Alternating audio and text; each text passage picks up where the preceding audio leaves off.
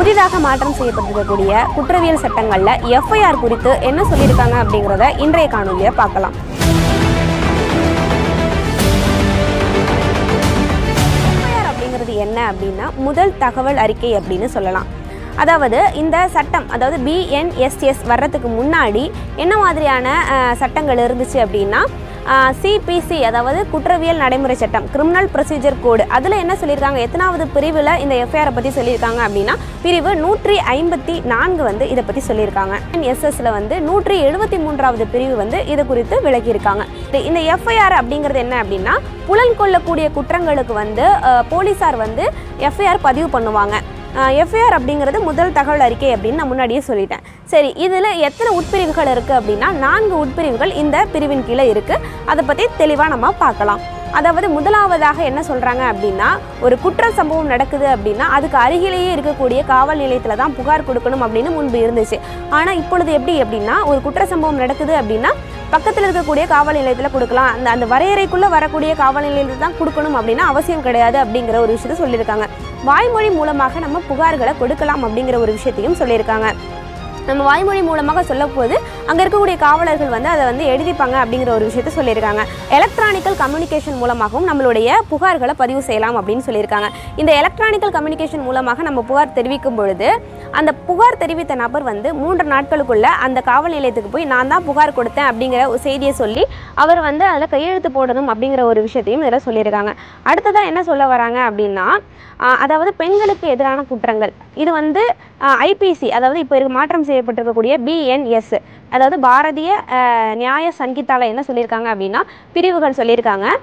பிரிவு 64, 65, 66, 67, 68, 69, 71, 70, 74, 76, 79, 124 ஆகிய பிரிவுகளுக்கு கீழே ஏதாவது குற்றம் செஞ்சுருந்தாங்க அப்படின்னா அந்த குற்றங்களுக்கு வந்து ஒரு பெண் காவலர் தான் வந்து எஃப்ஐஆர் பதிவு பண்ணணும் அப்படிங்கிறத இதில் சொல்லியிருக்காங்க. எந்தெந்த குற்றங்களை அப்படி சொல்லியிருக்காங்க அப்படின்னா இப்போது பெண்களுக்கு எதிராக நடக்கக்கூடிய பாலியல் வன்புணர்வு, அதற்கு எதிரான தண்டனைகளை பற்றி பிரிவு 64, 65 BNSல சொல்லியிருக்காங்க. பிரிவு 66ல் என்ன சொல்கிறாங்க அப்படின்னா மனைவியினுடைய சம்மதம் இல்லாமல் வந்து கணவன் வந்து அவங்க கூட வந்து பாலியல் வன்புணர்வில் ஈடுபட்டாங்க அப்படின்னா அந்த குற்றத்துக்கான தண்டனையை பிரிவு 67 சொல்லுது. பிரிவு 68 எதை பற்றி சொல்லுது அப்படின்னா அதிகாரி தனக்கு கீழே பணிபுரியக்கூடிய ஊழியர்கள் இருக்காங்க இல்லையா, பெண் ஊழியர்கள், அவங்க மேலே பாலியல் தாக்குதல் ஈடுபட்டாங்க அப்படின்னா அதற்குண்டான தண்டனைகள் குறித்து அந்த பிரிவு சொல்லுது. பிரிவு 69 என்ன சொல்லுது அப்படின்னா ஒரு பெண்ணை வந்து ஏமாற்றி, அதாவது நான் உனக்கு திருமணம் பண்ணிக்கிறேன் அப்படின்னு சொல்லி அவங்க கூட வந்து பாலியல் வன்புணர்வில் ஈடுபட்டாங்க அப்படின்னா அதற்கு என்ன தண்டனை அப்படிங்கிறத பற்றி அதில் சொல்லுது. பிரிவு 70 கூட்டு பாலியல் வன்புணர்வை பற்றி சொல்லுது. அதாவது ஒன்றுக்கு மேற்பட்ட நபர்கள் வந்து ஒரு பெண்ணை வந்து பாலியல் வன்புணர்வு செஞ்சாங்க அப்படின்னா அது கூட்டு பாலியல் வன்புணர்வு அப்படின்னு சொல்லுவாங்க. அதற்கான தண்டனைகள் குறித்து பிரிவு 70 BNSல சொல்லுது. BNSல பிரிவு 71 என்ன சொல்லுது அப்படின்னா திரும்ப திரும்ப ஒரே தவறு செய்கிறாங்க இல்லையா, அதற்கான தண்டனை என்ன அப்படின்னு சொல்லி பிரிவு 71ல் சொல்கிறாங்க.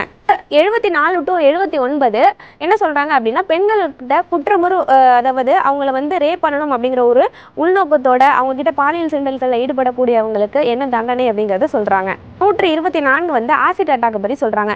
இப்போ நான் சொன்னேன் இல்லையா, இந்த குற்றங்கள், அதாவது BNSல சொல்லப்படக்கூடிய இந்த பிரிவுகள், குறிப்பிட்ட பிரிவுகளுக்கு கீழான குற்றங்களை வந்து ஒரு பெண் காவல் அதிகாரி மட்டும்தான் வந்து எஃப்ஐஆர் பதிவு பண்ண முடியும் அப்படின்னு சொல்கிறாங்க.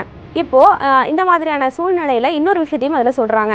அவங்க வந்து மனநிலை பாதிக்கப்பட்டவராக இருந்தால், மனதளவில் பாதிக்கப்பட்டு இல்லை உடலளவில் பாதிக்கப்பட்டு இருந்தாங்க அப்படின்னா அவங்களுக்கு வந்து நீங்கள் வந்து அவங்கள்ட்ட வந்து அவங்களுக்கு எந்த பிளேஸ் கன்வீனியண்ட்டாக இருக்கோ அவங்க வீட்டில் தான் நீங்கள் வந்து போய் புகார் எடுக்கணும் அப்படின்னா அவங்க வீட்டில் போய் புகார் எடுக்கலாம். ஒருவேளை அவங்க வந்து மருத்துவமனையில் இருக்காங்க அப்படின்னா அங்கே போய் நீங்கள் வந்து அந்த புகாரை எடுக்கணும் அப்படின்னு சொல்கிறாங்க. அந்த புகாரை எடுக்கும் பொழுது அதை வந்து வீடியோ பதிவு எடுக்கணும் அப்படிங்கிறதையும் இந்த இடத்துல கட்டாயப்படுத்தியிருக்காங்க. இந்த மாதிரியான நபர்களை வந்து எஃப்ஐஆர் பதிவு பண்ணும் பொழுது போலீஸார் வந்து தங்க கூட வந்து இன்டர்பிரேட்டர் அப்புறம் ஸ்பெஷல் எஜுகேட்டரையும் வந்து தன்னுடன் வந்து காவல் அதிகாரி வச்சிருக்கணும் அப்படிங்கிறதையும் இந்த பிரிவில் சொல்லியிருக்காங்க. அதுக்கு அடுத்தபடியாக 66ல் இரண்டாவதாக என்ன சொல்கிறாங்க அப்படின்னா இப்போ எஃப்ஐஆர் பதிவு செய்யப்பட்டாச்சு அப்படின்னா அந்த எஃப்ஐஆர் பதிவு செய்யப்பட்டதுக்கான காப்பியை வந்து யாருக்கு, அதாவது விக்டம் யார் வந்து புகார் கொடுக்குறாங்களோ அவங்கக்கிட்ட கொடுத்துடணும் அப்படின்னு சொல்லியிருக்காங்க.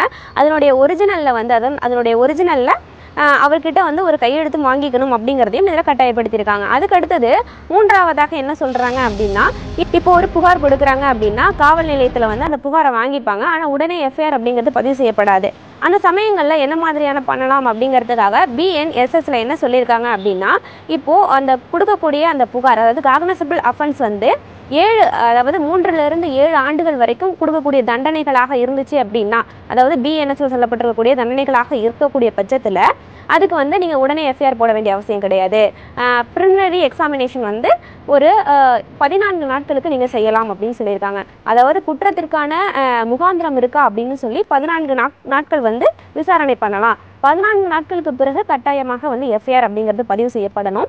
அதுக்கடுத்தது வந்து அந்த செய்யப்படக்கூடிய குற்றம் BNSல 7 வருடங்களுக்கு மேலே இருக்கக்கூடிய குற்றங்களாக இருந்து அதை புகார் செய்யப்பட்டிருந்தாங்க அப்படின்னா, அந்த புகார்களை வந்து உடனடியாக எஃப்ஐஆர் அப்படிங்கிறது போடணும் அப்படிங்கிறதையும் சொல்லியிருக்காங்க. நான் சொன்னேன் இல்லையா, ரெண்டாவதாக ஒரு விஷயம், அந்த விஷயத்தில் வந்து குற்றம் நடந்தால் மட்டும்தான் வந்து எஃப்ஐஆர் பதிவு செய்யணும் அப்படின்னு அவசியம் கிடையாது. அதாவது பெண்களுக்கு எதிரான குற்றங்களில் குற்றம் நடக்கிறதுக்கான அந்த குற்றத்தில் ஈடுபட்டிருந்தாலுமே வந்து அதுக்கு வந்து எஃப்ஐஆர் அப்படிங்கிறது போடப்படணும் அப்படிங்கிறதையும் அதில் தெளிவாக சொல்லியிருக்காங்க. 7 வருடத்துக்கு மேலே தண்டனை கொடுக்கக்கூடிய குற்றங்களில் வந்து இவங்க வந்து விசாரணை அப்படிங்கிறது வந்து பண்ண தேவையில்லை, உடனடியாக எஃப்ஐஆர் அப்படிங்கிறது போட்டுடலாம்.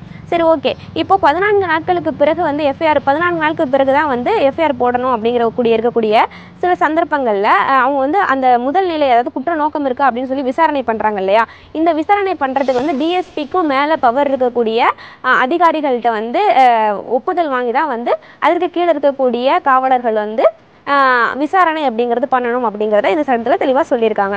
அதுக்கடுத்ததான் 176ல் 4ஆவதாக என்ன விஷயம் சொல்கிறாங்க அப்படின்னா, இப்போ நம்ம கம்ப்ளைண்ட் கொடுக்குறோம், அந்த கம்ப்ளைண்ட்டை வந்து போலீஸில் வாங்க மாட்டுறாங்க. வாங்கலை அப்படின்னா நம்ம என்ன பண்ணலாம்னா, நம்ம வந்து அஞ்சல் மூலமாக நம்மளுடைய புகாரை சம்மந்தப்பட்ட காவல் நிலையத்துக்கு அனுப்பலாம். இல்லை அப்படின்னா எஸ்பிக்கும் நம்மளுடைய புகாரை நம்ம அனுப்ப முடியும். அதற்கு பிறகு அங்கே வந்து எஸ்பியே வந்து இந்த புகாரை நேரடியாக விசாரிக்கலாம், இல்லை அவருக்கு கீழே இருக்கக்கூடிய காவலர்களை விசாரிக்க சொல்லியும் அவர் ஆணையிடலாம்.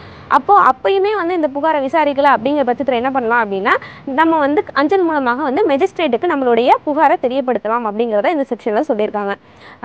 NSSல பிரிவு 176, அதாவது எஃப்ஐஆர் குறித்து மிக தெளிவாக வந்து இந்த சட்டத்தில் வந்து சொல்லியிருக்காங்க. இது குறித்து நம்ம பார்த்துருக்கோம். இது குறித்து ஏதாவது சந்தேகங்கள் உங்களுக்கு இருக்கக்கூடிய பட்சத்தில் கண்டிப்பாக கமெண்ட்டில் சொல்லுங்கள், அதற்கான விளக்கங்களை கொடுக்க முயற்சி செய்கிறோம். சட்டம் குறித்து அடுத்தது எந்த மாதிரியான சந்தேகங்கள் உங்களுக்கு இருக்குது அப்படிங்கிறத மறக்காமல் கமெண்ட்டில் சொல்லுங்கள். அது குறித்து அடுத்த காணொலியில் பேசலாம். நன்றி, வணக்கம்.